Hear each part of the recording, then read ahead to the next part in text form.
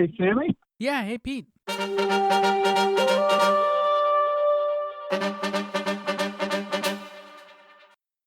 Yo, welcome to my Summer Lair. I'm your host, Sammy. More prime time than hang time, Younan. This will be another NBA episode, though not focusing so much on a team or even certain players, but rather the league itself. Journalist and writer Pete Croatto has written From Hang Time to Prime Time, Business, Entertainment, and the Birth of the Modern Day NBA. This book is delicious. I consumed it whole like a python. In this My Summer Lair episode, Pete says, the goal for anything I write is to get to the person behind the job or behind the public facade. I might be able to get there for a little bit, and if I can get there, and I can show readers that side, to me, I've done a decent job. That dude, he's done more than a decent job. He's done an incredible job. This book definitely documents the corporate rise of the NBA, a league that initially wasn't popular, much less cool compared to the NFL and MLB. When you marry someone, you marry them for who they are, while you also marry them for who they'll become. The NBA is 75 years old, and many fans, such as myself, have been married to the association for decades. So let's look back so we can look ahead. Pete's book, From Hang Time to Prime Time, is like a high school yearbook. It focuses on the NBA's cultural transformation and growth, especially in the 70s and 80s. Though thankfully, unlike a yearbook, there isn't that many bad hair photos. Though I'm not sure how we should classify Commissioner David Stern's mustache. Kobe's sudden death was preceded by David Stern's death. Both of them died in January of 2020. Those two deaths formed fascinating bookends of the NBA that was and the NBA that is. On every tombstone, you get that dash between dates, but that dash can mean so much. That tiny dash signifies a life, though it fails to convey the whole story.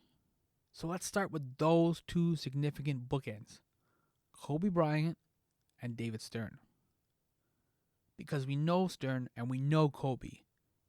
And we also know one of them is prime time and the other is hang time. You can decide which is which. Thank you so much for sending me the book, though. I know it does sound like I'm sucking up, but I really dug it, though. I thought it was really great. And I think any NBA fan Thanks, man. who kind of wants to see a little bit more of the old man behind the wizard, this is perfect for them. And especially because I know when David Stern passed about a year ago or so, or it was just this year, but it was hard for people to put into context what he actually meant and did. Like when Kobe died, everyone kind of understood that and was able to articulate that. But David Stern, I was like, that's a huge loss. You guys understand. Even before I read your book, I was like, I know some of what he did, and like, you have to give respect to this man. Yeah. No, I mean, that's a good point. I mean, I think, that's a really good point. You know, I mean, Kobe really came up in the media age, if you think about it. And, you know, I mean, especially in the latter part of his life, I mean, everything, you know, he was chronicled on Twitter and Instagram. I mean, he was also very high profile. I mean, he was a Oscar-winning film producer. And with David Stern, I mean, he was very much he kept a low profile. I mean, there wasn't a lot. He didn't really do a lot of interviews after his retirement in 2014. I mean, Chris Ballard wrote a really good piece on him in Sports Illustrated a couple of years ago that was very insightful and kind of illuminated what David Stern had done, was doing now. But in terms of his impact, you know, the NBA now is a league that's really all about the new. Mm-hmm. And you see this now especially where the game moves so quickly in terms of media coverage. I mean, every highlight, every great play, I mean, I can get on my phone. I mean, it is just comes at you in waves. So there's really not a lot of time for reflection, especially when that person, as in the case of David Stern, was someone who started their career in the 1960s in the NBA and came into prominence in the early 1980s. So, you know, he was almost in a lot of ways as a remote figure to a lot of people, especially since the way the game moves and its off-the-court machinations aren't really as big a deal as they were in the 70s and 80s when you had drug problems and the CBA was being disputed and all that good stuff. So, yeah, with Kobe Bryant dying, I mean, it really was, he was so much a star of the new NBA. He was, he had been retired, but he was someone that was still very much in the current NBA fan presence. And David Stern, not so much. David Stern was someone who just had kind of faded in the background. Adam Silver has really done a lot of good things for the league. The Donald Sterling suspension, or rather exile, is probably he's probably still running on those fumes. And David Stern was somebody who was, who I think knew who was moving on to the next part of his life. And it's a shame that he didn't get a chance to see it to its full fruition. But yeah, I mean, if you look at Kobe and David Stern, they died the same year, but you wouldn't know it. You wouldn't know it because there was so much more attention given to Kobe Bryant. And I know that part of it was the circumstances. He died young, the way that he died, that horrible helicopter accident. But, in terms of the impact that both men had on the NBA that we see now, I would say they deserve just as much attention in terms of the role they played in sort of the NBA that we see now. Stern, this is a tangent. We're going to get into your book and everything else. Sorry, it's kind of a fun tangent. But Stern's passing also, it reminded me, or it kind of was connected to the idea of how, like, fans generally don't have a strong opinion on most owners. You know what I mean? Unless they're, like, terrible, like a Sterling or something like that. Or they're running the team into the ground or making really bad contracts or trades or things like that. They generally don't have or even really know who most of these owners are. You know what I mean? Like, so, and it's kind of the same thing, but, like, they're obviously doing something because they're keeping the lights on. They're signing players. They're, like, the owners have, or I guess they're governors now, but the owners have a role to play. And so whether you like them or not, like, they're there and they're doing something. And I don't think people fully understand what it is that they're doing day to day. No, and I think that's a good thing. I think if you know a lot about your owner, it's either because they're doing a bang up job or they're a force of personality like a Mark Cuban or a Steve Ballmer, or as you said, they're doing something terrible. Like they're a Ted Stepien type or a Jerry Donald Jones Sterling type. Yeah, exactly. It's the NBA now is. Again, and this is mentioned in the book. I discuss this pretty intensely in the book. The NBA is now so much about personalities and so much about entertainment that it's almost, the way that I can explain it is almost very much a Hollywood production, where we may know who Michael B. Jordan is, or Emma Stone, or Olivia Wilde, or name any other hot young star director. But we don't know their agents. We don't really know a lot about the studio heads unless they're Harvey Weinstein or someone who has that sort of scandalous, awful backstory.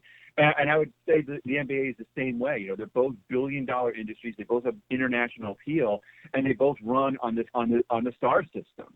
So the same way that if you're a Hollywood insider, if you're somebody who reads like Variety and The Wrap, and all these dishy trade magazines and websites, you might know who the main players are, but most you might know what the grosses are and how much the movies are making.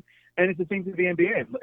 Unless you're somebody who like devours woes and shams and all the insidery stuff, Bobby Marks, that you get from bloggers and you get from columnists, you're going to just sit back and enjoy the show. And that's a big difference from the NBA in the 70s and 80s, where all those people knew was the off-the-court stuff. And it's sort of funny now how the NBA is really this. I mean, that's an inadvertent point that you brought up, but it really is a lot like Hollywood, I think, where it's all about the show and it's all about the stars and the people that you see every night.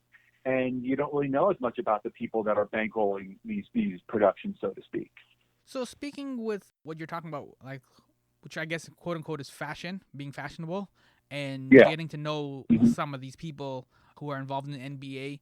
In late October, you published a GQ interview with Raptors head coach Nick Nurse, and in the interview, you guys were discussing jazz, specifically Thelonious Monk, and Nurse recommended to you Solo Monk, Monk's 8th album, which came out in 65. Yeah. So I can understand you've been busy doing promotion for your book, but have you done Nick Nurse's jazz homework yet? No, I haven't done Nick Nurse's jazz homework. I've been very busy. Busy plugging this book to within an inch of its life. So it's been a whole. No, I haven't had a chance to sit back and listen to anything. I mean, I'm also the father of a 4-year-old. So the only albums I'm listening to in depth at this point are probably Daniel Tiger's Neighborhood and Sesame Street classics from the 70s and 80s. So if you want to talk about Daniel Tiger tracks on making mistakes and your emotions, I'm happy to talk about that. But I can't. I'm afraid I can't go full depth into Thelonious Monk's approach on the piano. So maybe in a year we can talk about that. Yeah, no, it's fine because I also I'm grateful the Raptors left for Tampa Bay because I've had Nick Nurse's book on my nightstand for a couple of months now, and I go to games, and so I get to avoid that eye contact, right? Not that they allow fans anymore in the building, but if there were it's that awkward moment where I haven't done Nick Nurse's homework either, so don't feel bad. We're you and I are in good company. No, that's a good book. I mean, that Nick Nurse's book is very good, especially, I mean, having read a lot of coaches' biographies or coaches' memoirs or memoirs of current players. They're always written in the same way. There's always this inspirational bent, and I worked real hard and I put the practice in. And there really isn't. You really don't get a sense of who the person is behind the project. And with Nick Nurse's book, that's not the case. I thought it was a really well-observed and surprisingly honest piece of writing. And, I was happy to talk to Nick Nurse for that interview. And, even in the interview, he wasn't as guarded as a lot of, I think, coaches and players are. If you talk to them, as a beat reporter or just during the season. And maybe part of it was because I was talking to him, the Raptors season had wrapped up. He was at home. He was in his home office eating potato chips and, drinking a seltzer, I think. So he was in a very relaxed environment, and I wasn't necessarily talking to him about the season. I wasn't talking to him about, hey, what was it like being without Kawhi, or couldn't defend the championship. I mean, I wasn't really asking him straight up basketball questions. So yeah, that was a pleasure, and it's always fun to do stories like that, because the goal with anything that I write is to get to the person behind the job or behind the public facade.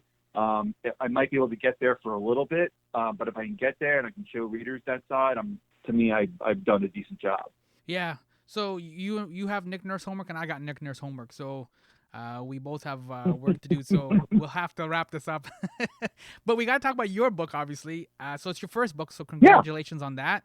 It's called From Thank Hang you. Time to Prime Time, Business, Entertainment, and the Birth of the Modern Day NBA. So reading this book, the metaphor I was thinking of is Happy Days. So from the late 70s and even into the early 80s, the NBA, especially before the merger, was basically Richie Cunningham, right? Other sports were like baseball and football were Fonzie cool. So your book, Hang Time to Prime Time, is about how the NBA got cool. It's no longer Richie Cunningham. Is that an accurate yet dated metaphor? Tell you what, I grew up watching Happy Days reruns, so I do like that comparison. No, I mean, I wouldn't even say that to go even deeper into Happy Days comparison, which is a very good comparison, by the way. Thank you. I would even say that the NBA was almost like Chuck Cunningham. Do you remember Chuck Cunningham? Oh, yes. He was in the first season. He was Richie Cunningham's older brother. Mm-hmm, yeah. He was there for one season, and then he was just excised from the show. So I think the NBA was almost like Chuck Cunningham. Just this thing that was there. You paid attention to it every once in a while, and then through hard work and some ingenuity, it became Fonzie. But the thing with the comparison, I make one exception to the comparison, is that with the NBA, Fonzie always changes. Fonzie could be, Fonzie in the 80s or in the late 70s was Dr. J, and then it was, then it was Magic and Larry, and then it was Michael Jordan, and then it was, Kobe and LeBron James and Steph Curry, and now Giannis.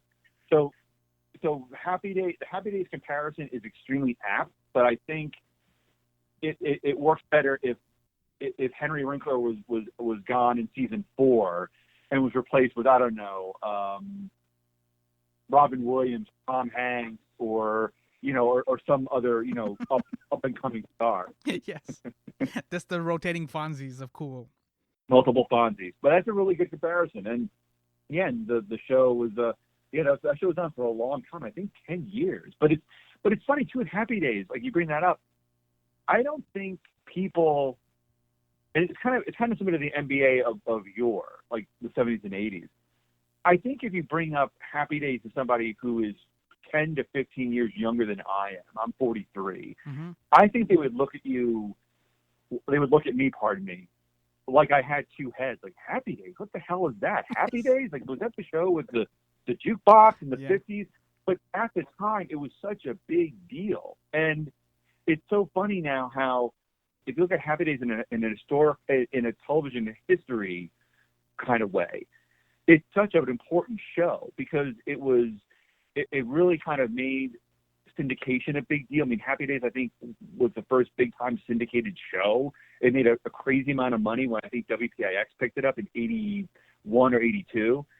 And the show also was a cultural institution. I mean, Fonzie's jacket was in the Smithsonian. I mean, that was a big deal. Mm-hmm. And it's sort of the same thing now about the NBA. I mean, if you talk to people who are in their 20s now, you can talk about Michael Jordan, they know him more as a cultural icon, like Fonzie's jackets, like the Nike shoes, Space Jam. They're artifacts more than they know Michael Jordan more as artifacts and as, pop cultural totems than as a person who has such an impact, on the game they love and enjoy. So the Happy Days, I'm sure I'm torturing listeners by comparing a Gary Marshall created show. I started it though. 30 years.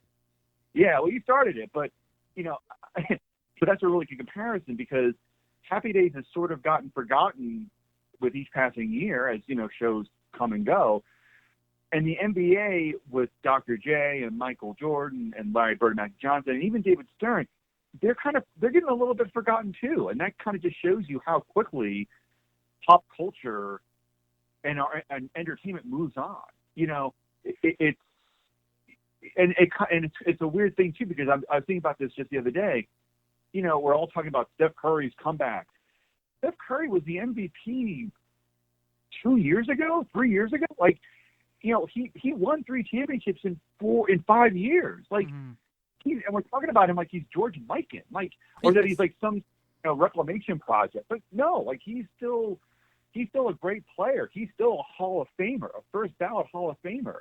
And it's amazing to me how quickly we forget greatness and how quick we are to move on to the next great thing. And I guess I don't know if that's just the way things are now, or if we just have short attention spans, or if it's just the way it's always been, and I'm now just waking up to it.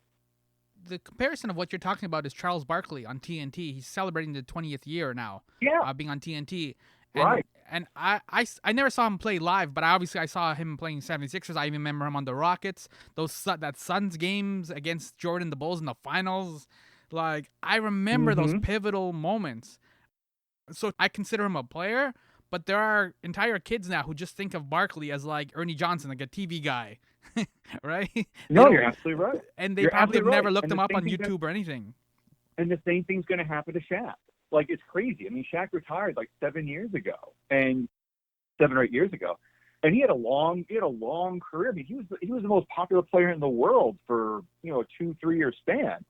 And there are going to be people that don't remember Shaq as a player. They'll remember him as a gregarious, bubbly, really charitable guy. Mm-hmm. And it's crazy to me because I grew up. When Shaq was a rookie in 1992.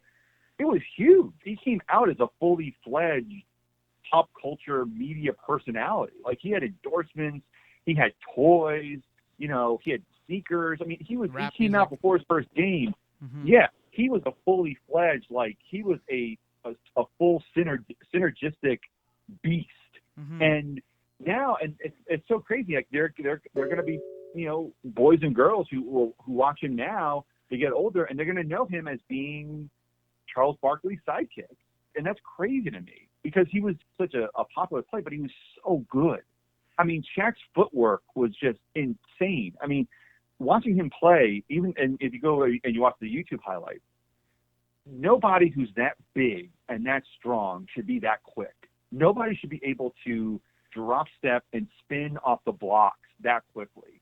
He was a freak of nature. And I'm just thrilled that a lot of his highlights are on YouTube because I get to relive them, even though like he tortured me as a Knicks fan. Yes. But kids, like people who are like in their 20s or 30s are going to be able to go back and just see how good he was. And the same with Charles Barkley. There are YouTube clips everywhere, and I watch them. And because I'm a basketball junkie and I have nothing better to do, at 11 o'clock on a Tuesday than watch like old YouTube clips because like that's how I roll. But yeah, thankfully there is a video component now that allows us to keep a permanent record of great players. And the sad part about that is that there are going to be some players who came out before those guys, like Oscar Robertson, Will Chamberlain, Bill Russell, where those highlights aren't as easily accessible. So I don't know. I just hope my hope is that players like those players, like the greats of the 50s and 60s and 70s, my hope is that somehow their footage is preserved and that kids that are interested in basketball and want to know more about the basketball history can read a book like this book or read, Second Wind by Bill Russell or read Oscar Robertson's autobiography, which are both excellent. All three are excellent, I should say. But then go into YouTube and do a deep dive and see how those guys played. I hope that there is a literary and a video. I hope there's a video component to go with a literary component. Is what I'm trying to say. Yeah, because the box score doesn't always reflect everything, right? Like the box score doesn't give you hustle, right? Like what Dennis Rodman, for example, another old-timey player that I don't think a lot of people recognize how great he was. Yeah. That hustle and that way he was diving for the balls and like tapping, finally like doing that volleyball thing and finally pulling the rebound down. You don't get those you don't get that reflected in the box score. It just says he got 11 rebounds that night, but that doesn't really tell you the story. No, it doesn't. You're absolutely right, Sam. I mean, and that's another thing too is that it helps to inform the debate. This is whole old school, new school debate, and someone might say, well, Andre Drummond's a better rebounder than Dennis Rodman because of the stats. I'm on Basketball Reference. And, these are the numbers. Well, you're right. It doesn't show Dennis Rodman's ability to disrupt a game.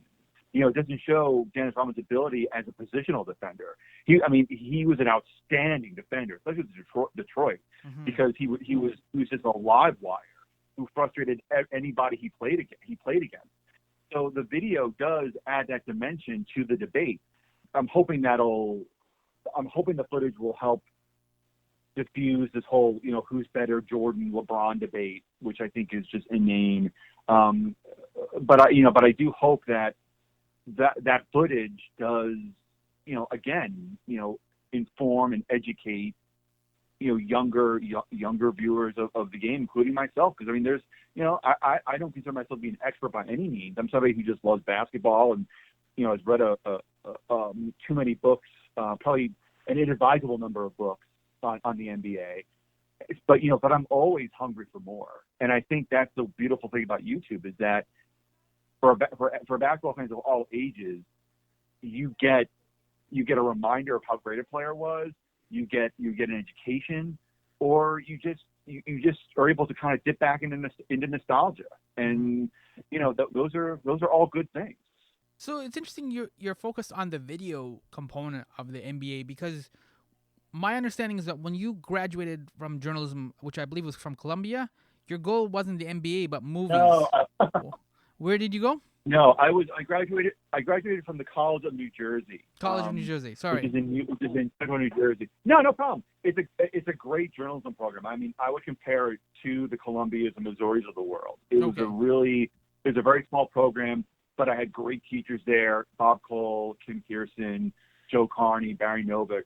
Great professors who were absolutely instrumental in helping me become a better writer, and they also gave all the students their individual attention. So yeah, I graduated in 2000. I graduated during the last dying days of the newspaper business, like right when it was starting to go to seed. So yeah, so wasn't your original plan to become like Roger Ebert 2.0, basically, like focus on movies? Yeah, that was my plan. My plan was to. They're very good. You did your homework. I appreciate that. Sometimes I do. One of my first books that I fell in love with, one of the first writers I fell in love with, was Roger Ebert, and that was when I was 12 years old. And at that point, I wanted to be a movie reviewer. Roger Ebert inspired me to. After reading Roger Ebert, that was my career goal, and I took all the right steps to become a movie reviewer. I watched a lot of movies. I reviewed movies for the school, for my high school paper, for the college paper, did all that stuff. And when I graduated in 2000, as I said, it was the last days of probably the newspaper business being robust. When I graduated, the internet was just starting to take over, especially with film criticism. And I walked into a situation where newspapers were dying, and there really wasn't a way for someone like me to kind of work the ropes up to being a newspaper's film reviewer, because those jobs didn't exist anymore. And the jobs that were available were either very low paying, especially online, or they were divvied up among, and this is still true to this day, among, I would say, 2 or 3 dozen exceptional movie reviewers. So it was really hard for me to get a niche in that field. So yeah, I mean, I reviewed movies for a long time until I figured out that, you know what, A, I'm not really enjoying this as much as I used to, and B, I'm getting paid squat. Mm-hmm. I mean, it was really.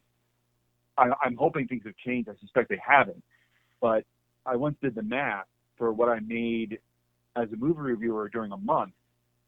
This is in 2014 when I stopped doing reviews with the passion that I was previously.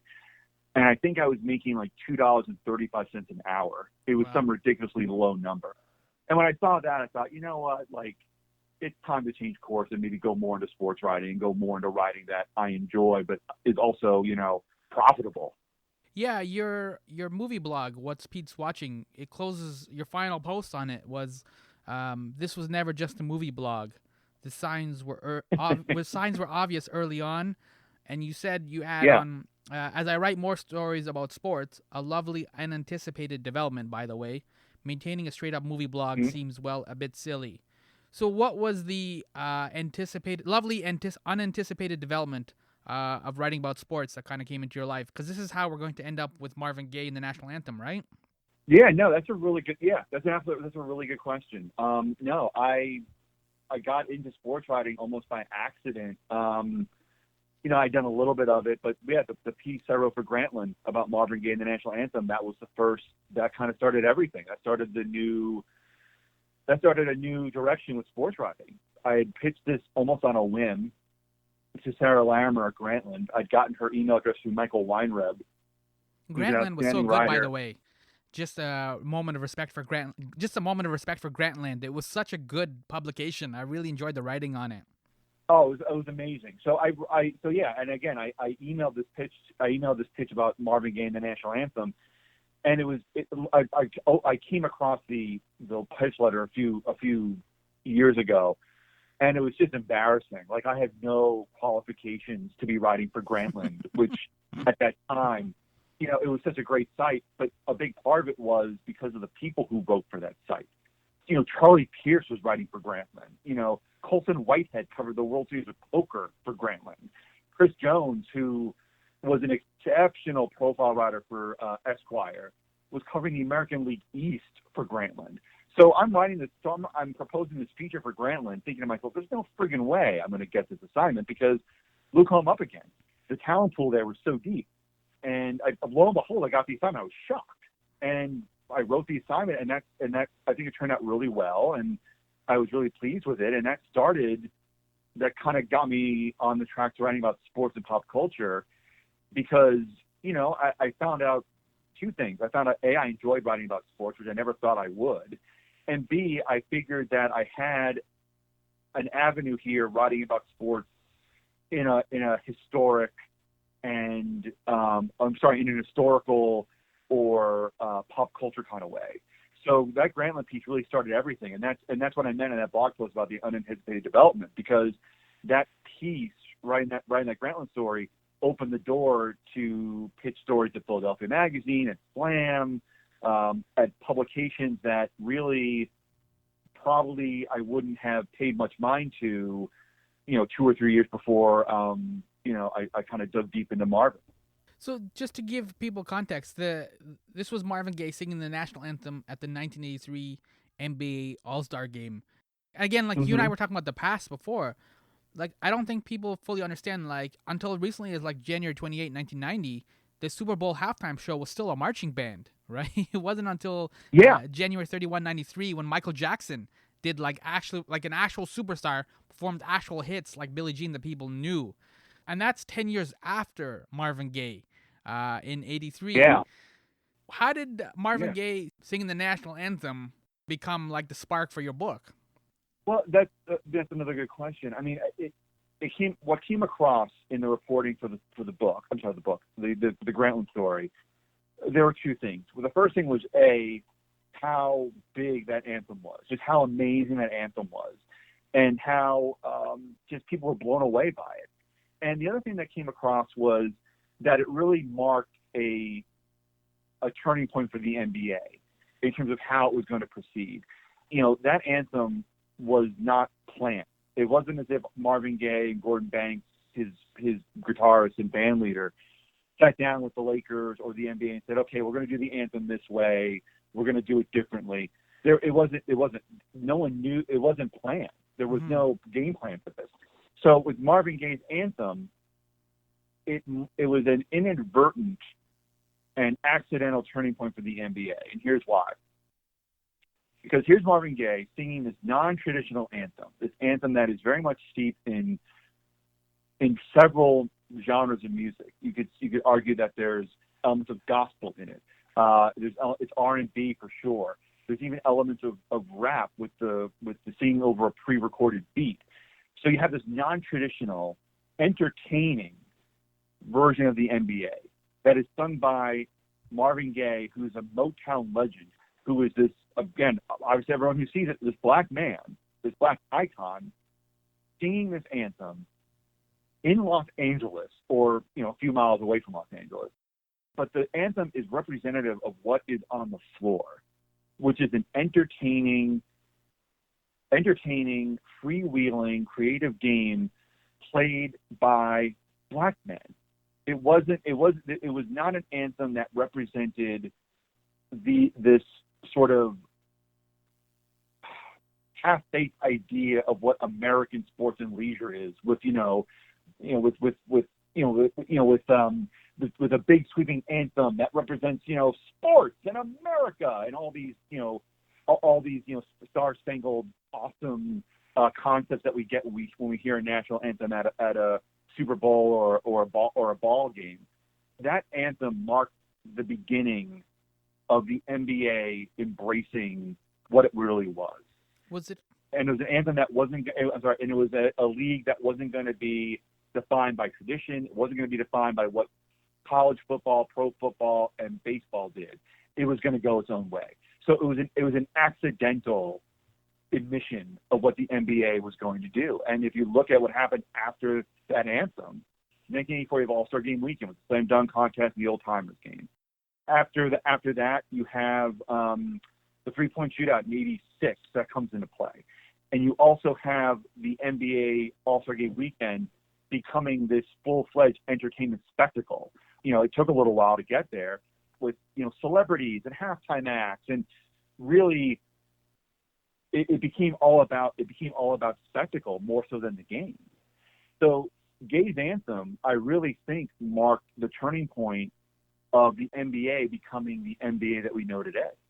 Yeah, well, one of the things too, like when we were talking about David Stern, is like as NBA fans or sports journalists, we'll discuss the quote unquote Miami Heat culture, right? That's a big buzzword you see nowadays. Yeah. Or the Golden State Warriors championship DNA. That's another phrase we see a lot. Yeah. But reading your book, it never occurred to me, and this might seem dense on my part, but it never occurred to me that the NBA as an organization had a similar culture, which according to your book, based on the interviews you conducted, was firmly established by David Stern. Yeah, no, absolutely. That culture was, that's a good point. It was very much a culture of we're not going to do it this way. I mean, David Stern hated to hear if the reason why something wasn't done was because this is the way we've always done it. He hated to hear that. He hated it. Judy Shoemaker told me a story that she was with the NBA properties for years. This story didn't make the book, but she at one point, like, she was hesitant about mentioning an idea to David Stern. She thought it was too big, too bold, too fancy, and she mentioned it like in passing to him. And David Stern jumped on the idea. He loved it, and he said to her after the fact, like, look, Judy, anytime you have an idea like that, like, bring the idea. And that was the NBA's modus operandi. It was always going to be about experimentation. It was always going to be about doing something new. Even when the NBA had gotten out of its goosey stage in the 1990s, Rick Welts, who then was heading NBA properties, his big mantra was every 18 months we need to reinvent the NBA. That has remained true to this day, because I think the NBA's tradition is, and this was made to me by a guy named Joe Cullen who created MSG Network, and it's true. The NBA tradition is that it has no tradition. There really isn't, if the NBA, and I think you see this with the bubble, the NBA going to the bubble was marked as a sign of ingenuity. It was marked as a sign of, hey, really focusing on player safety and NBA employee safety. But there really wasn't that much of a stink brought about it, because the NBA has always done that kind of has always had that open-minded thinking that kind of combines good optics with good business sense. And, the NFL and Major League Baseball sticking to the same old of we have to have away games, we have to have home games. That struck me as being very traditional and struck me as being very, very much in line with what the NFL and the Major League Baseball has always done. Similarly, the NBA going with the bubble was the same way. It was the same tradition of it was a tradition in the sense of we're going to do things differently. Like, there's a solution, we're going to try it out, and we're not going to adhere to this is how we've always done it. So that's something that has always sort of been in the NBA's ethos. This ethos of, like, if this works, we're going to try it. And to the NBA's credit, I think they're able to do that because I think they have sort of become the league that has always sort of been very open to new ideas and isn't afraid to try something new and isn't afraid to listen to its players and listen to its fans and, give them what they want. As for why they're playing home games and away games now, I think it's a terrible idea. But at least for a few months in the summer, they were doing things in a different way. There's another pivotal moment too in terms of Stern, and it's a small moment, but it really sums them up. Just kind of carry on what you're saying, where I can't remember who it was in the book, but there was a game had finished, was playing at Madison Square Garden, and the credits were rolling for who the cameramen were and all that stuff. And you know this moment I'm talking about, right? And the TV credits were rolling over. It was in Madison Square Garden, and there was empty seats. Everyone had left. The game was over. And Stern called up, who was it, a CBS executive, and just yelled at them for showing empty seats? Yeah, it was Ted Baker. Yeah, it was a Saturday afternoon game, at a playoff game at Madison Square Garden, and it was on CBS. So David Stern was, as always, was watching television coverage, keeping an eye out for all that, for all the things that would irk him. And he noticed that as CBS was concluding its broadcast of that Knicks game, that the CBS was showing empty seats. And almost immediately, David Stern calls Ted Shaker, who is the executive producer of the NBA on CBS, and just lays into Ted. Ted was at his office working Saturday afternoon. Phones ring. Ted's like, "Who the hell's calling me? It's 2 o'clock. It's 3 o'clock on a Saturday," and it's David Stern. And David Stern's immediate greeting was, "Why the hell are we showing them empty seats? What the hell is this?" and Ted Shaker was like, "Well, the game's over, David. He says, how do you think this looks for the NBA, Ted?" "Oh, not good with all those empty seats." "Right, don't do it again." Click. And that was David Stern. David Stern was always about optics. He was always, before optics was a thing, he was always about how the NBA was perceived. And I think that is something that is carried on, because who was David Stern's right-hand man for all those years in the NBA? It was Adam Silver. And, Adam Silver had, a good, before he took over as commissioner, he was at the NBA for 22 years. And his dad was with the NBA for a number of years, Ed Silver, I believe. So there was that history of that germ of how the NBA looked, how we're perceived, how do we react to that, and how do we react to that as quickly as possible. That is very much a David Stern idea that I believe Adam Silver has carried with him as commissioner. Correct. There's a number of people in your book. Actually, even on page 323, you have a fascinating list of some of the 300 people you interviewed for this book. You don't generally see a list like this for a nonfiction book. I thought that was really neat to see that. So I want to do a kind of like a quick little lightning round, and I just want to list off about 4 or 5 people on that list. And if you just want to share a moment you had with them, or a story or an insight that they gave you, just whatever little tidbit or fun fact you want to share.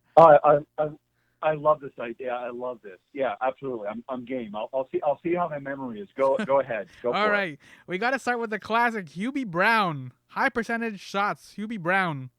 Hubie Brown, plenty of time here now. No, Hubie Brown was great. Hubie Brown was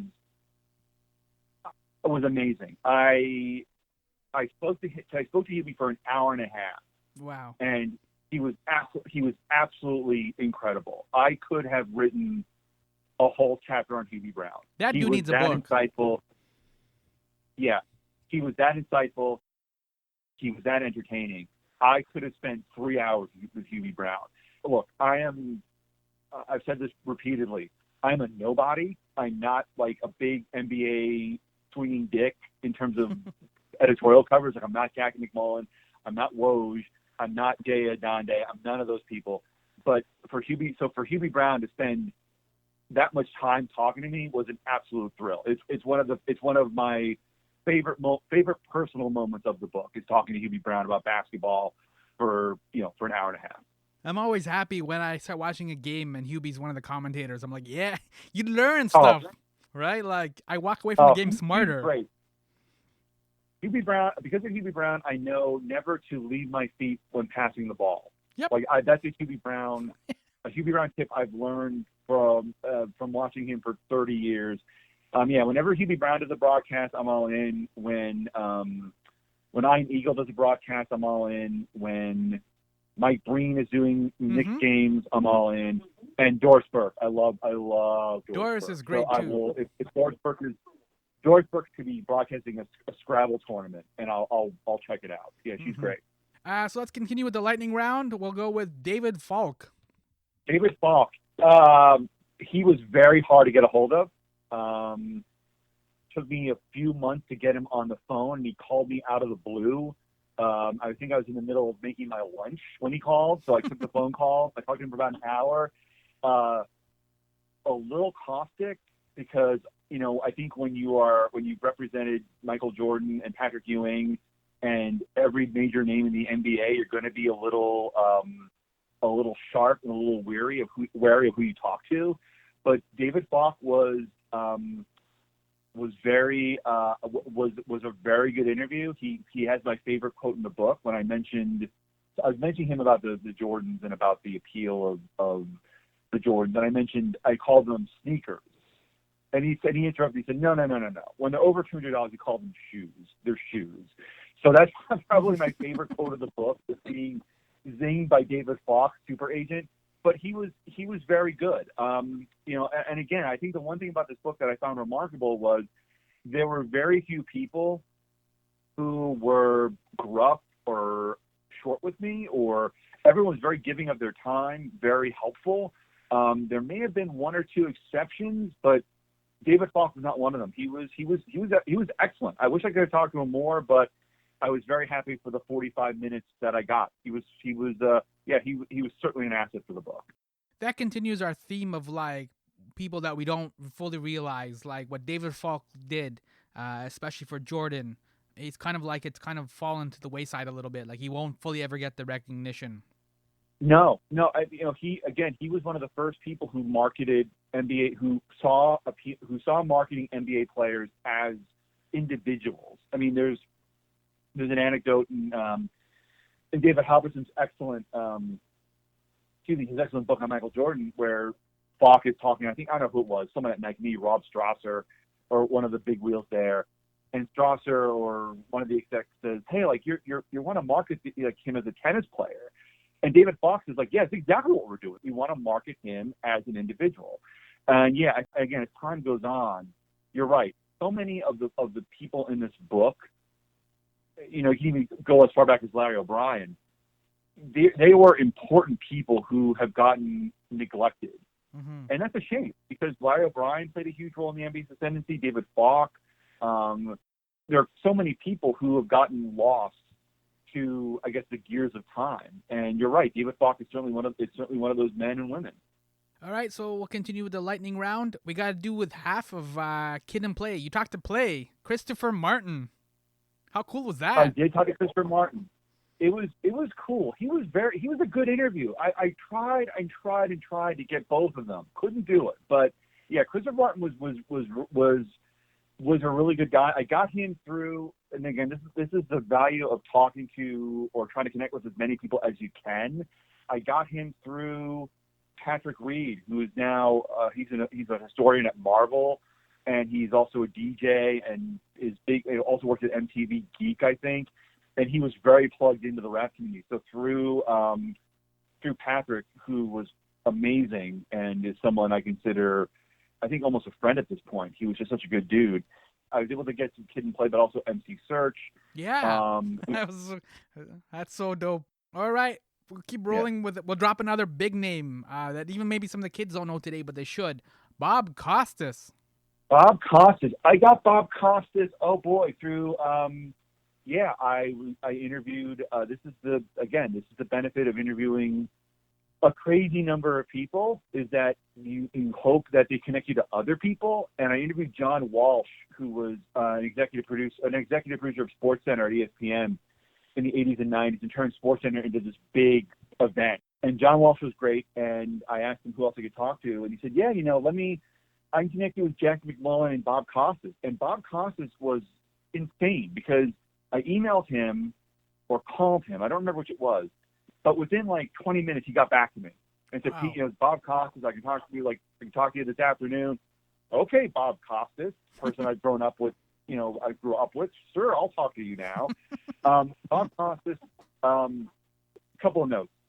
Bob Costas was so nice and so smooth, and it's a little nerve-wracking to talk to announcers, especially play-by-play people, because they have great pipes.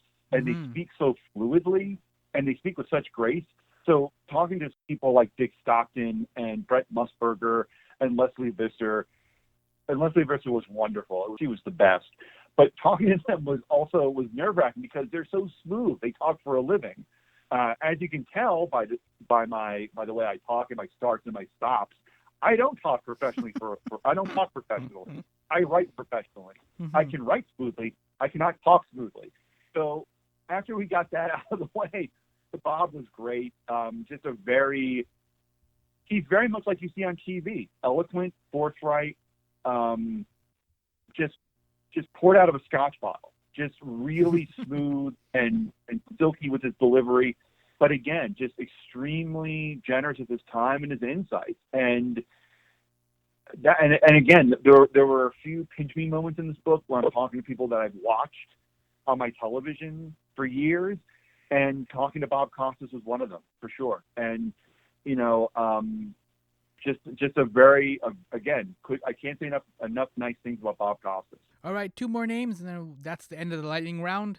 This is a name Sure. that a lot of people may not know, but he's really pivotal in Jordan's camp. Howard H. White. Howard White, H. White. Yeah, he was. I got to him through. Oh, this is a kind of a maze. Howard H. I should call him because we're tight. H. I got to through Mark Thomas show, and I mentioned Mark in the book. Mark is a key figure in this book, even though I don't think anyone knows who he is. But I'll tell you the backstory. Mark was a marketing executive at Nike for a number of years, and he was there in the 80s and 90s.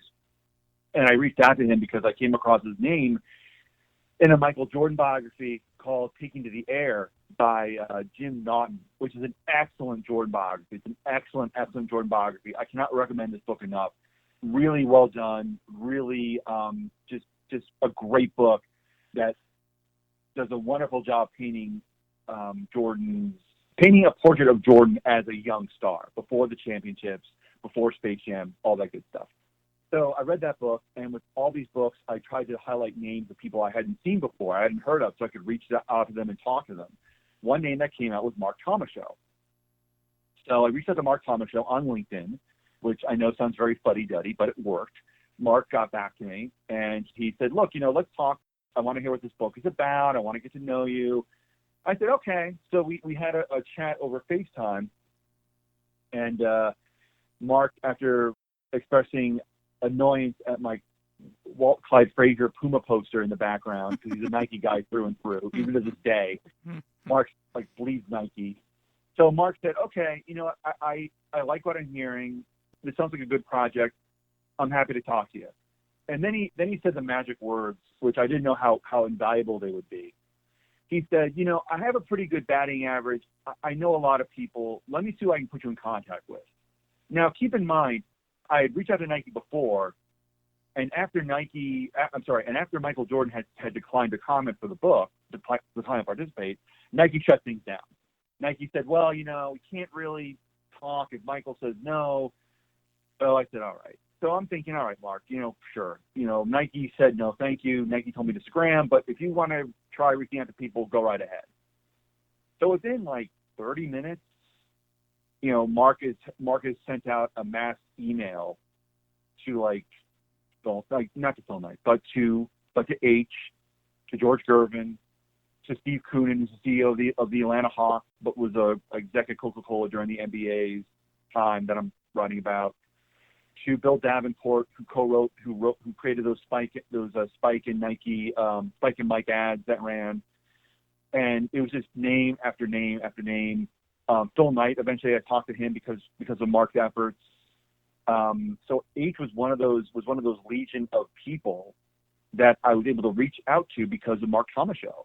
And we talked for about 45, 50 minutes, and it was pretty good. I don't know if it was as good as it could have been because, I think H has been talked to a whole bunch of times. I think he's so close to Michael, so he wasn't going to go full bore on what he knew about Michael about those times. Mm-hmm. But it was extremely insightful, and I got a couple of good quotes out of H, and it was time well spent. So I don't regret that time, but with him, talking to him, but what was more meaningful about that conversation was that it came across because Mark Thomas show vouched for me. That's very kind. That's like the mafia thing, right? We're like, this dude's okay. He's not wearing a wire. He's one of us, right? The Donnie Brasco thing. Yeah, but Nike very much is a world unto itself. Mm-hmm. And if you have somebody who says, yeah, this guy is okay, this guy isn't like a star fucker. He isn't somebody who is going to, who wants to find out about what really happened. I think if you're genuine and if you're prepared, I think people will give you their time and their energy. But Mark went above and beyond. I mean, thanks to Mark, I talked to Tinker Hatfield for an hour and a half. Yeah. that wasn't part of my game plan. I mean, Nike kind of cut the knees out for me when they said, well, no dice with access. Tinker was somebody I wanted to talk to, but thanks to Mark, he sent me with Tinker, and Tinker was good to go, and he was great. I mean, the funny thing about Tinker, I mean, this is not part of your lightning round, but screw it. Like, Tinker was, said, oh yeah, I'll give you my cell phone. Just if you could not give it out, that'd be great, because like people will reach out to me and they're kind of weird. They're kind of like obsessed with me, because like he's such a he's so known as being like the Air Jordan guy that I think he kind of has created his own like weirdo strain of fandom. So I was like, yeah, Tinker, I'm not going to share your information with anybody. Don't worry about it. But I'm sorry, it's a long-winded story about H. But yeah. Yeah, H is a bit of a ninja. That's why I was like, oh, you talked to him. So, last one for the lightning round. He's another classic coach, similar to Hubie Brown, Pat Riley. Pat Riley, I got to him through in the Grantland article, and that's one reason why I wanted to write this book. There was so much stuff about in that piece of reporting that I did for the Grantland story that didn't make the cut, and there was so much good stuff about Pat Riley. I think he's quoted once in the piece, and that's it. So, I mean, I was very careful to save all of my interview transcripts, to save all of my interview tape, and just go through it. And Pat Riley was a gold mine. So the Pat Riley quotes that are in the book came across through the Grantland piece. There was unused material. Same with Isaiah Thomas. Same with Marcus Johnson. Same with I'm trying to think who else. Rick Welts. A lot of unused stuff. I think I was able to get to Pat Riley because he's a diehard Marvin Gaye fan, and the story had nothing to do with basketball. It had nothing to do with the Lakers or the Showtime dynasty. It was all very much about a topic that he could just dig into that wasn't about basketball. When I went back to the Heat a few years ago to see about lining up an interview with Pat Riley, I was given, Pat, politely declines.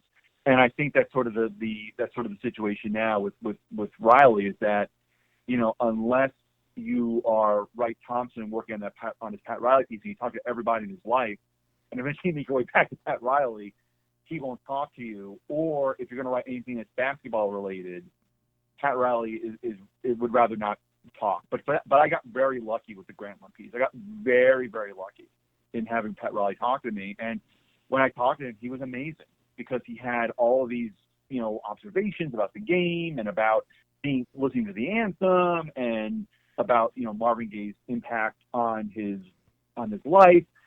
I could not use it. So that's the lesson to journalists out there.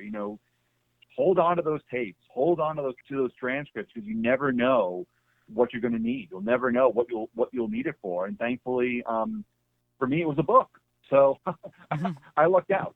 And is that also too, like, over the course of interviewing 300 people for this book, and even starting with the Grantland piece, because you recently wrote for The Writer, it's an article, it says, "Shut the Hell Up, a beginner's guide to interviewing."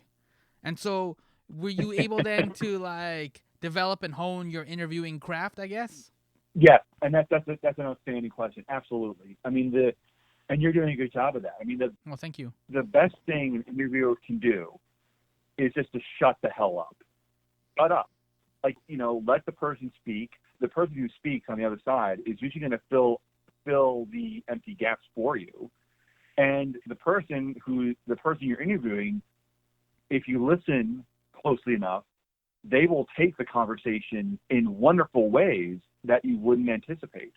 So interviewing 315 people for a book teaches you, or taught me, I should say, how to listen.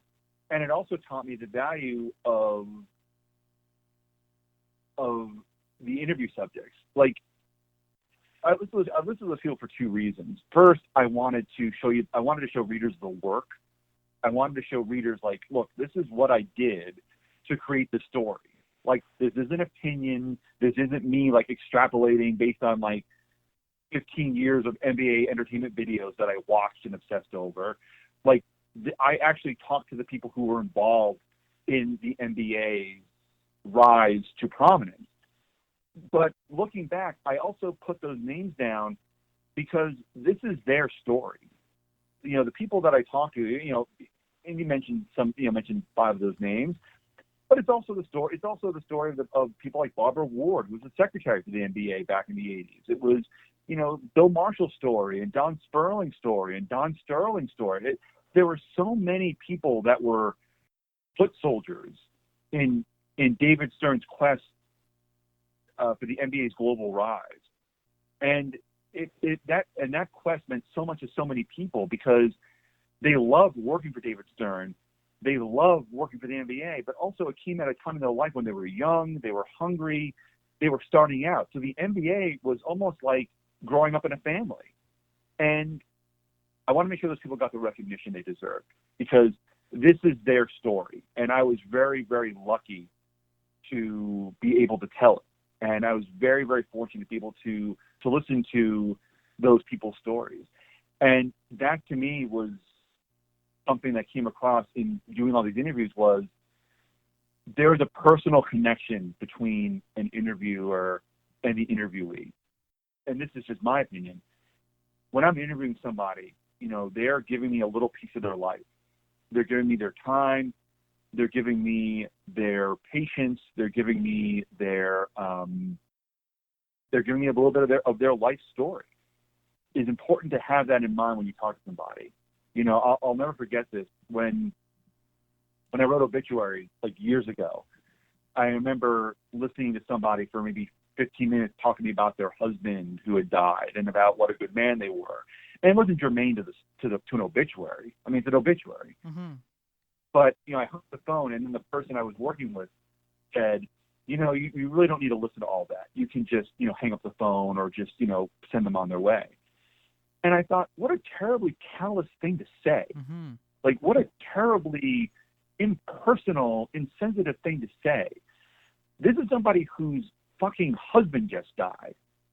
Like, the least you can do is make sure that you listen to them and beyond getting the story right or getting this article right, I think it's important to make sure that there's another person on the end of the line who shows that they're listening and that they at least care. So that's something that really came into the forefront in the almost year of reporting and research that I did, is that I wasn't just putting things together to build a book, but I was talking to people whose experiences meant something to them, and I wanted to put across that in the book, and I think the list of names was maybe another way to show my appreciation. It was accidental, but I'm glad I did because I want those people to get some recognition. Yeah, the equivalent of what you're talking about, and you just mentioned it, was the NBA bubble. Adam Silver gets a lot of credit for the NBA bubble, and yes, obviously he initiated and things like that, but there was an army of people putting this together, making sure that there was laundry machines, making sure there was detergent, making sure like every little aspect of an NBA organization needed to be replicated inside this bubble. And I don't think people fully grasp, like if you just watch the games or whatever, like I don't think people fully grasp how enormous this situation was. And it wasn't just like Adam Silver came up and was like, oh, okay, we're going to do an NBA bubble and put it together over a weekend. You know what I mean? Like there's a raft of people who put this together. And those names always don't get recognized or acknowledged, right? In terms of their work. You're absolutely right. Especially now because like we want to be entertained immediately. And we don't think that there's a whole infrastructure of people making that work. You're absolutely right. It's not like we're organizing a last-minute barbecue, where it's like, oh, Tony and Cindy, and make sure that everyone's like, oh, who's gonna bring the soda? Who's gonna bring the beer? Like, no, this is a mass thing. Yeah. It probably just involves NBA personnel who we're never gonna know because it's, they're working in an office or they're in Orlando or wherever. But it's also like the maids, the cooks, the cleaning people, all the men and women that made that hum.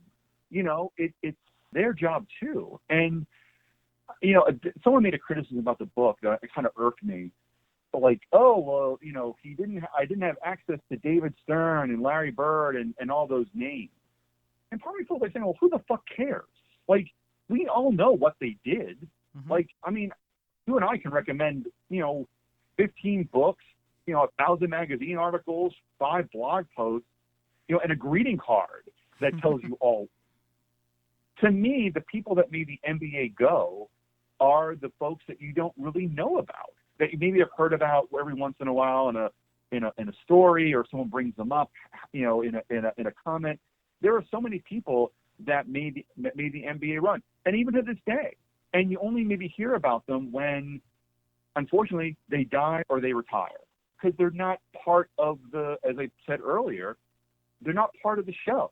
They're not part of they're not sexy. Like Matt Winnick was like the schedule maker of the NBA for 45 years. He was an institution there. He was there during the time of Larry O'Brien, and had all sorts of great stories to tell. But the only time Matt Winnick really came up was when he retired, like a couple of years ago.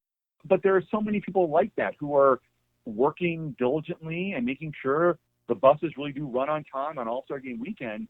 Those men and women don't get their due. And, it's not because they're not doing a great job. I'm sure they are. But it's because the NBA has become so big and it's such a star-driven enterprise that they're not given their due. And, and the bubble's a perfect example of that. There's so many people that made that thing run. And it's not just Adam Silver. I mean, it's a legion of people working behind him and under him and in front of him to make sure that everything went great.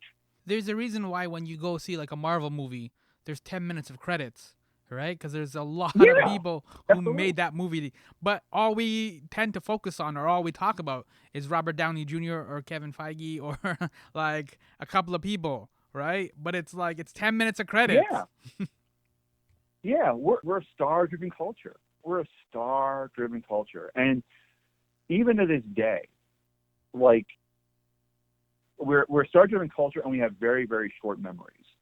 So you put those two things together, and there isn't going to be a lot of attention paid to the people that handle the day-to-day nitty-gritty stuff that made the NBA go, even now. And you're right. I mean, the credit for a Marvel movie goes on literally for 10 minutes, so much so that there is an end credit sequence, or rather a post-credit taste that you get to sort of reward yourself for sitting through that. Mm-hmm. You're right. It is. We tend to think that, oh, well, Adam Silver's doing a great job, and he is, but he's doing a great job because of the people that he works with. And I'm sure Adam Silver has cited them and credited them, but we're a culture that doesn't really care. We care about the star. We don't care about what makes the star glow. And and I think there's a place for books like this and future books, because you need to give those people their due. And the people that I enjoy talking to the most for this book, and who inevitably had the best things to say and the smartest things to say, were those people, the people that weren't the stars, the people that didn't get the top billing. And I think there's a place for books down the line to take that same approach, to focus on, the mechanics instead of the repair shop owner. Yeah, and it's interesting to me that you technically wrap up the book by about 1989. I know there were some moments after, but for the most part, the book is about late 70s to 89. Even then, there are people who you include comments throughout that, this is how we used to do things, and I kind of wish we went back to it, or we changed this now. We started talking about the Marvin Gaye anthem, for example, and now the anthem is part of the All-Star game, but it's still kind of flat. Everyone's kind of it's the same thing with the slam dunk contest. We still do it. It's kind of flat. It's boring. It's not the same riveting thing when Jordan or Dominique and those battles. You have in chapter 4, talking about NBA merch, you talk to Sandra Murphy, and she says, she was talking about the Salem shirts, those ones with the hand-drawn work. Yeah. And she says that they really humanize the players. And in response to her, one of the questions you asked her, she says, everything now is so robotic and computerized that sometimes it makes me nuts. Yeah. And you're starting to see some of the criticisms from some of the people you talk to. They put in these little comments where so do you feel then as the NBA got into the 90s and now into the current era, it's kind of lost its soul a little bit? It's kind of it's gone too corporate? Yeah, well, yeah, it had to be. It had to be, Sammy. I mean, it had to get it had to change. It became too big, Mm-hmm. And I think the beginning of the end was the NBC deal. It's the NBC deal, and then the Dream Team, and then that's it. Like the NBA became so big, it became global, and when you're that big and you have that much more to lose, you can't be as creative. You can't be as you can't be as soulful, I guess is the best way to put it. You can't be as entrepreneurial because there's more money involved, and with more money comes more responsibilities. There becomes more shareholders. It becomes an investment, and when you have people that are invested in you, you have to make them happy. Like look at the NBA now. You have the floor, I believe, for an NBA franchise, I believe, is $1.5 billion. Mm-hmm. $1.5 billion. So the men and women who own these teams, they're not owning them for a lark. They're not owning them because it's a fun thing to do. They're not owning them because they want to practice with the players. So maybe Mark Cuban's an exception. They are investments. They are businesses. So when you are a business, you can't be fun anymore. You can't be rollicking, and you might have some of that DNA, but it's distilled because as time goes on, the old guard leaves, and the new guard comes up and they have new ideas, and it can't stay the same. And I'm with folks like Sandra, and I'm trying to think, other. Look, I would love to be able to go to the mall. Well, not now because of COVID, but I'd love to be able to go to online shop and get a bunch of Salem T-shirts. I hope that comes back soon, but that's not happening. I wish the slam dunk contest was just the best of the best, and not like some ninth guy on a team I don't follow. I wish the All-Star games were legit competitive. I wish that the All-Star game weekend was an actual weekend and not 6 days. But the problem now is that there's too much to lose. The players make too much money, so they're not going to go full board an All-Star game. NBA All-Star game is such a corporate event now that it's a corporate Super Bowl that you cannot take away corporate opportunities. If Pepsi wants to sponsor the halftime yodeling contest and slam dunk a-thon, if Pepsi hands you a $5 million check, you're going to take it. Mm-hmm. And the merchandise now is so tied into, I think, fashion and hip hop, which are not static enterprises, that it's always going to change. It's always going to reflect on what's new. So it couldn't stay the same. It can't stay the same. And that horse left the barn decades ago. And depending on when it left the barn, you might say the Dream Team. I think it's the NBC deal. Someone else might say, Jordan's second line of championships. But it's not the way it used to be. But nothing is. I mean, what do you know anything that's the same way as it's always been, or the same as it's always been? No. Yeah. I obviously watched NBA in the early 80s, especially with Jordan's coming up in 84, 86. And the obvious example, and you use this one in the book too, is the cost of tickets. Yeah. Yeah. When the Raptors first started, there was a Sprite zone section, and you can get tickets for $15, $20. And that was perfect, right? You can go with a couple of buddies. You sit up. It's not very good seats, but obviously it's not courtside. But you go, and it's affordable, and you can do those kind of things. And I interviewed Marcus Thompson, the Athletic writer, and he said nice. He came here to Toronto for when the Raptors were in the championship, in the finals. And he said, if Toronto wins, it's going to be terrible for your city just because the fans will get priced out. He said this is what happened to Golden State, Mm-hmm. right? They were playing in Oakland, obviously, and then they've now moved to San Francisco. But he was like, the diehard fans were all based in Oakland, but they got slowly priced out. And as the Warriors kept winning and winning, that they got priced out. And it just became a corporate thing, so much so that they just gave up the pretense to just move to San Francisco. And he was saying it'll happen to you Yep. guys with the Raptors. And sure enough, like, even though the Raptors haven't made it back to the finals, the tickets prices are like, nobody's getting tickets for like $15, $20 anymore. Yeah. The best seats, pardon me, I've had at an NBA game. The only time I've gotten great seats in an NBA game was through some sort of corporate connection.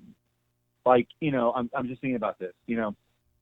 I've been to a few NBA games in my life, and I would go to more, but it's so expensive. And the 3 or 4 times I've had great seats was because I think I won tickets at one point.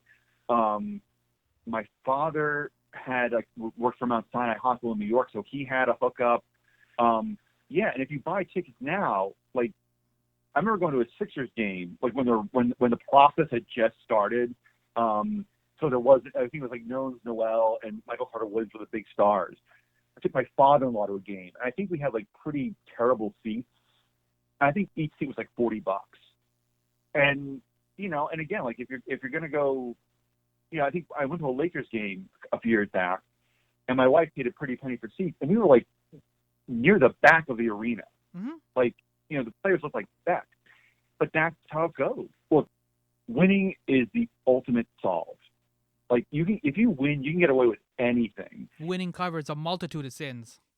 Yep, it sure does. And it's the same thing with tickets, because again, there are going to be people who will buy those tickets because they want to see championship basketball. A championship has an aura around it. I'm not a wealthy man by any stretch of the imagination. My wife works.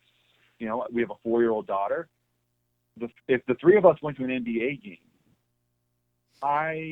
that's a second mortgage. That would set us back for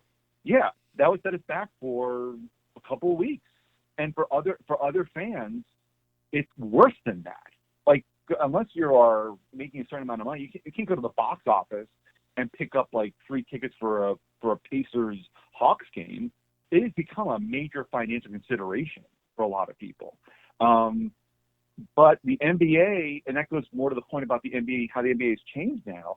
The money, though, is in the luxury boxes and the courtside seats and the licensing agreements and the ads. The NBA can get away with that because people will go to the games.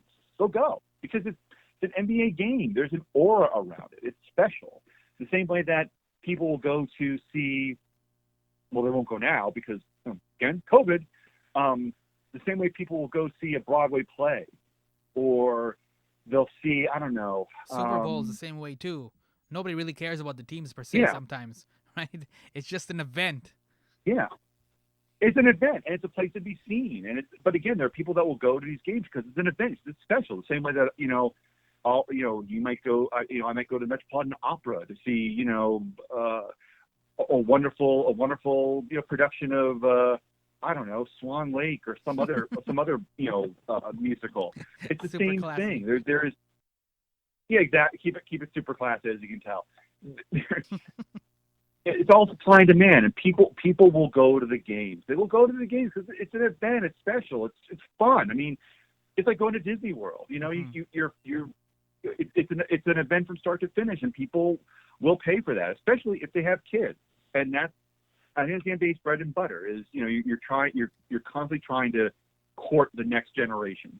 Well, speaking of courting the next generation, where can people find you online to talk to you about basketball, about hanging out with half of Kid and Play, hanging out with Hubie Brown and other people? Where can people find you online to talk about rap music and sneakers? Oh boy, rap music is probably not my best topic, but they can talk to me about a myriad of other topics. Probably Twitter is the best place for me, best place to find me. There we go. It's at Pete Croatto. That's PETECROA. 2 T's as in Thomas O. At Pete Croatto. I'm on Instagram fleetingly. That's P as in Pete, S as in Sam, Croatto. Same spelling. PS Croatto on Instagram. And at some point, sometime, I'll have a functional website put up. But right now, Twitter is sort of my base of operations when I'm not writing or playing puppet with my daughter or making dinner. So it's a full life, as you can tell. Mm-hmm. Yeah, and the book, of course, is From Hang Time to Prime Time, and it's out now. So way to go on that. Like, it was really fascinating to see how we got to this point. It's Mhm. like Yeah, like you have a kid, right? Like if I met your kid at like 20, 25 years old, I've never seen all the stuff that she went through and did all along the way to get to that point. You know what I mean? And it's the same thing with the NBA. exactly. Like Yeah, your kid now is going to like yeah. grow up one day and just like watch NBA in a couple of years, or she might even be watching now. You know what I mean? And she's getting basically plopped into it, and there's no context, and so it's gonna take a while for her to figure out how did this thing get this way? Like how did it evolve? Who grew No, it? You know what I mean? no, you're absolutely right. The NBA that we see now is this fully fledged, fully formed behemoth, Mm-hmm. and you're right. No need for a backstory because like it's fully grown. It's sort of like looking at the sun and being like, oh, the sun's there. You know, we don't really look at, we really don't look into how the sun got there and how it's changed and how it's going to change. So yeah, when my daughter gets into the NBA or the WNBA or or any sports league, she's gonna jump right into it. And she's not gonna know. I mean, it's funny. The same way someone talks about Steph Curry now. I'm sorry, we talk about Michael Jordan now. So, like a 20-year-old or 25 might talk about Michael Jordan. Pardon me. When she's 20, 25, she might have the same. She might look at Steph Curry in the same way. Like he's an Crazy. historical. Yeah, it's crazy, but it's that's how life. I think life turns us, whether we like it or not, makes us all irrelevant at some point, and it's sad, but it's true. But thankfully, there's video, there's YouTube, and Steph Curry, I don't think will be forgotten, but he's not going to have the same impact as if my daughter watched him play live. That's for sure. Mm-hmm. Yeah. Well, that's it. We will wrap it up. Thank you so much. The book, as I said, is From Hang Time to Prime Time. It's out now at the usual book places. So thank you, Pete, so much for hanging out. We covered quite a bit. We covered Stern's legacy, Kobe's passing, right up to eventually Curry's legacy and everything in between. So thank you so much for your time, Pete. My pleasure, Sammy. Thank you so much. Yeah, next time we'll try splitting the atom while we do this. Yeah, this is great. Thank you so much. May as well, right? We're two talented dudes. There's no reason why we can't.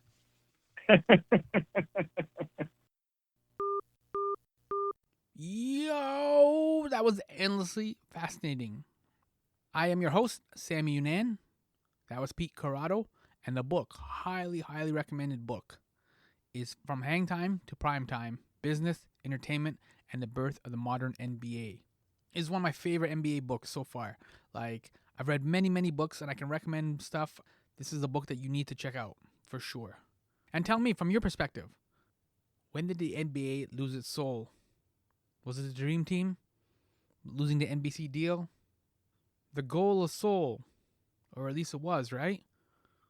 When did the NBA lose its soul? Speak up. This is a dialogue, not a monologue. I'm at My Pal Sammy for Twitter, Facebook, and IG. My Pal Sammy, Twitter, IG, and Facebook. Thank you so much for hanging out with me in the Netflix world. Prime time, yo.